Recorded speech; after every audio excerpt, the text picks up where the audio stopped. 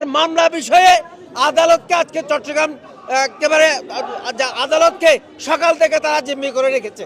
আমরা আসলে মুসলিম যে আইনজীবীরা আছেন কিংবা বিভিন্ন রাজনৈতিক দল সমর্থিত যারা আইনজীবীরা আছেন তারা কাউকে বাধা দেন নাই, কারণ আমরা আইনজীবীরা মনে করি যে আদালত হচ্ছে আইনের জায়গা, এখানে আইন সবার জন্য সমান, আইনের আশ্রয় লাভের, আইনের সহযোগিতা পাওয়ার অধিকার সবার আছে। এই কারণে আমরা কোনো বাধা দিই না কিংবা তাদেরকে কোনো ধরনের প্রতিবন্ধকতা সৃষ্টি করি না, কিন্তু তারা আদালতের প্রতি অসম্মান অশ্রদ্ধা প্রদর্শন করেছে, অবমাননা সূচক শব্দ ব্যবহার করেছে এবং তারা এই আধা ঘন্টা আগে তারা মিছিল সহকারে নেমে কোর্ট বিল্ডিং জামে মসজিদে তারা হামলা করেছে, মসজিদের জানালার খাঁজ ভাঙচুর করেছে।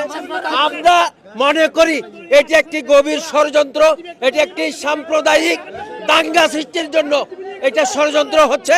আমরা এখানে 90% মুসলমানের দেশ, এখানে যদি তারা যেভাবে বিশৃঙ্খলা যেভাবে আইন শৃঙ্খলার অবনতি ঘটানোর চেষ্টা করছে, এখানে মুসলিমরা যদি নামে 5 মিনিটের বেশি তারা দাঁড়াতে পারবে না। আমি সকাল 7টা পর্যন্ত 8টা পর্যন্ত আমি কোর্ট বিল্ডিং আসছি, এখানে আইসে দেখছি যা দেখলাম সেটা হচ্ছে অনেক লোকজন যারা হয়ে গেছে, কি বলে শান্তিরাম, কি বলে শান্তিরাম, যাই হোক একজন লোককে নিয়ে আসছে।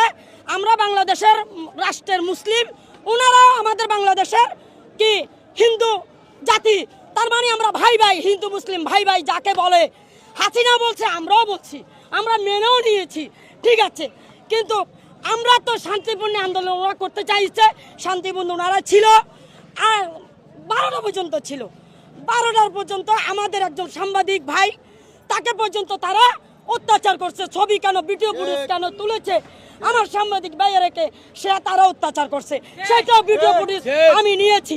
তারপর ওদের শান্তিরাম একজন লোক ছিল, ওকে জিজ্ঞাসা করলাম, ওদের যা প্রধান, ওনাকে আমি জিজ্ঞাসা করলাম, ভিডিও ফুটেজ নিলাম, আপনি এই ধরনের কার্যকলাপে কেন নিয়ে গেলেন, আমাদেরকে কেন আমাদের মনের একটি যে প্রকাশ সেটা পালন করতে দেন।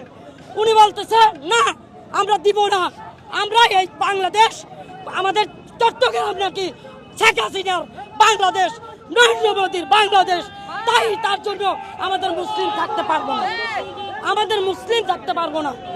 আমাদেরকে দেখেন, আমার ভাই, আমরা সবাই একসাথে এসেছি, প্রতিবাদ করতেছে, মাইলপিট আমাদের মসজিদ ভাঙতেছে।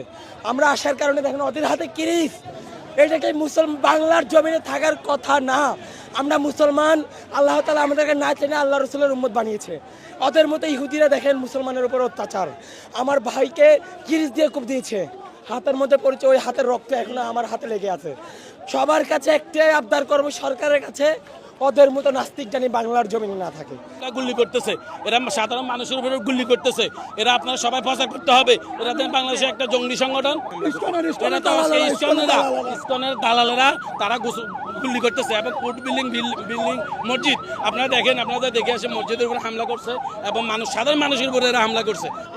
ইসকনের চিন্ময়ের অনুসারীরা, ইসকনের হিন্দু জঙ্গিরা মসজিদে হামলা করেছে, মসজিদে পাথর নিক্ষেপ করে মসজিদে গ্লাস ভাঙচুর করেছে, এমনকি আইনজীবীদের উপর হামলা করেছে। আইনজীবীদের অনেকগুলো গাড়ি এখানে পার্কিং রাখে, সেই গাড়িগুলো তারা ভাঙচুর করেছে। হিন্দু ধর্মে কি এরকম সন্ত্রাসী কার্যক্রম চালানোর কোনো আইন আছে? আমাদের চিন্ময়কে দেখে আমাদের আইনজীবী সমাজের, হিন্দু সমাজের লজ্জা হয়।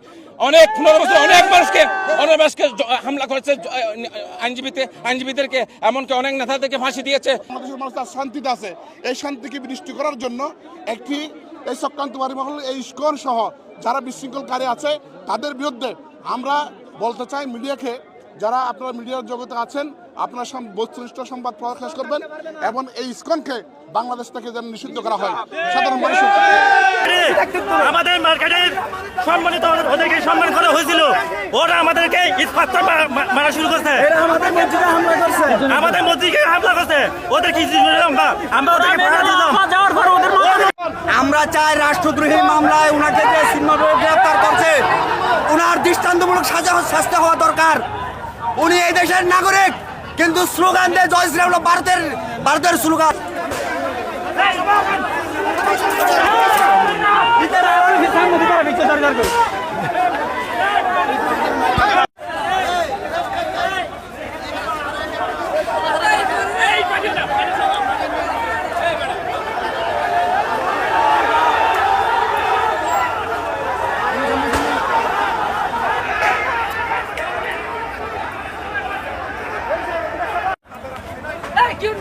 এটা আমাদের